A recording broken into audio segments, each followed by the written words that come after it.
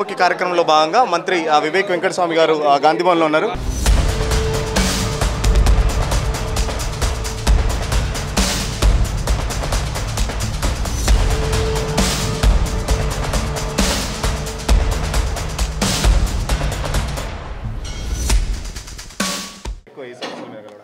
అందరు కూడా ఈ డబుల్ బెడ్రూమ్ ఇల్లు ఆ రోజులలో కేసీఆర్ గారు ఏమన్నారు, ఇవ్వలేదు, మాకు ఇల్లు శాంక్షన్ చేయండి అని చెప్పి చాలామంది అదే కోరిక ఉండే.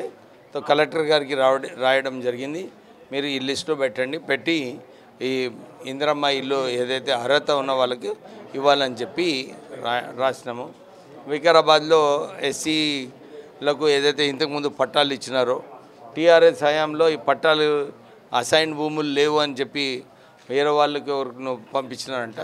కలెక్టర్ గారికి చెప్పినాను, మీరు పట్టాలు ఉన్న చోట్ల పట్టాలను అమలు చేయండి అని చెప్పి వికారాబాద్ కలెక్టర్ గారికి చెప్పడం జరిగింది. సింగరేణి కాలనీస్లో కూడా చాలామంది సర్ఫేస్ కావాలని చెప్పి వాళ్ళ రిప్రజెంటేషన్స్ ఉన్నాయి. తర్వాత ఇంకేమున్నాయి, ఇంకా మెయిన్ ఇవే ఉన్నాయి క్వశ్చన్స్. సిగాచి ఘటన తర్వాత మీరు స్వయం ఒక ఇండస్ట్రియలిస్ట్, ఇలాంటి ఘటన మళ్ళీ పునరావృతం కాకుండా అంటే ఎలాంటి చర్యలు ప్రభుత్వం తరఫున చేపడుతున్నారు? అదే చెప్పినాను నిన్న, మాకు కొత్త రూల్ తీసుకురావాలి. ఎవరైతే మెషిన్లలో ఎస్పెషల్లీ రెడ్ కేటగిరీలో మెషిన్లో పనిచేసే వాళ్ళందరూ కూడా కంపెనీ ఎంప్లాయీస్ ఉండాలి, ట్రైన్డ్ ఎంప్లాయీస్ ఉండాలి. అక్కడ సిగాచిలో అన్ట్రైన్డ్ ఎంప్లాయీస్ ఉన్నారు, డైలీ రేటెడ్ వేజెస్ ఉన్నారు. వారికి అర్థం కాదు టెంపరేచర్ పెరగటము, ప్రెషర్ పెరిగినప్పుడు ఏం చేయాలి. పర్మనెంట్ ఎంప్లాయీస్ ఉంటే వాళ్ళు నిర్ణయం తీసుకొని ఈ దుర్ఘటనను అవాయిడ్ చేసే అవకాశం. కంపెనీ మీద ఎలాంటి చర్యలు ఉండబోతున్నాయి భవిష్యత్తులో?